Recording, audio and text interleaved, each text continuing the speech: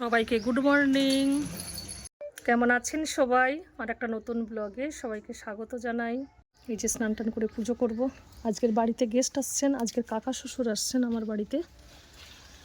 আগামীকাল আমার শ্বশুর বাড়ি সে দেশের বাড়িতে বিশালাক্ষী পুজো আছে, তাই সবাই আসছেন বাড়িতে। আজ সকাল থেকে খুবই ব্যস্ত।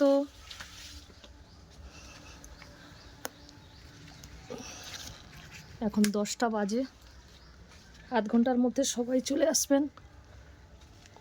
এই জন্য স্নান টান করে সব পুজো করে রেডি হয়ে নিচ্ছে।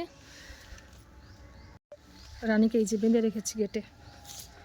ও তো সাধারণত সারাদিনই ঘুরে বেড়ায়, বাড়ির মধ্যে ছাড়া থাকে। যেই বেঁধে রেখেছি একদম বাঁধা থাকবে না। কত বড় এই ফুলটা ফুটেছে, একদম গরম পড়ে গেছে, রৌদ্রতে একদম থাকা যাচ্ছে না। এটা হচ্ছে মিনি জবা, এই যে ছোট্টর ওপরে। আমার দুটো কালার ছিল, একটা রেড আর একটা পিঙ্ক। রেড কালারের গাছটা মারা গেছে। শীত একদম কমে গেছে, শীত একদম কমে গেছে, রৌদ্রতে একদম থাকা যাচ্ছে না। রানী তুমি থাকো এখানে।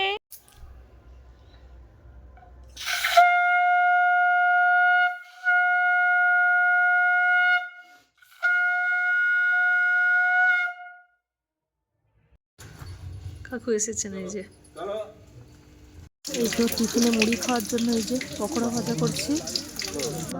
আজকে রান্না করছি দেখাই। এঁচোড়ের তরকারি করবো, আলুটাকে ভেজে নিচ্ছি। এখানে এঁচোড়টা ভেজে নিয়েছি।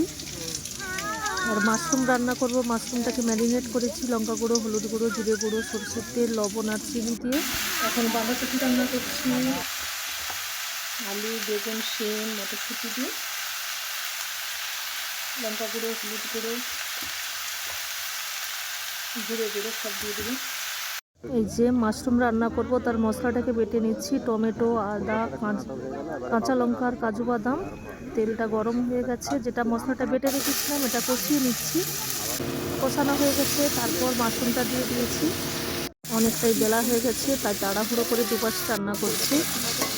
এটা এঁচোড়ের জন্য মশলাটাকে কষিয়ে নিচ্ছি। আজকে গুঁড়ো লঙ্কা ব্যবহার করছি না, সব তরকারিতেই কাঁচা লঙ্কা বেটে দিয়েছি, তাই একটু সাদা সাদা হয়েছে। কাঁচা লঙ্কা, আদা, টমেটো কষিয়ে নেওয়ার পর হলুদ দিয়ে দিয়েছি, কয়েকটা তেজপাতাও দিয়ে দিলাম। আর একটু মশলাটা কষিয়ে নেব। গুঁড়ো লঙ্কার থেকে কাঁচা লঙ্কার তরকারি কিন্তু সত্যি টেস্ট হয় ভালো।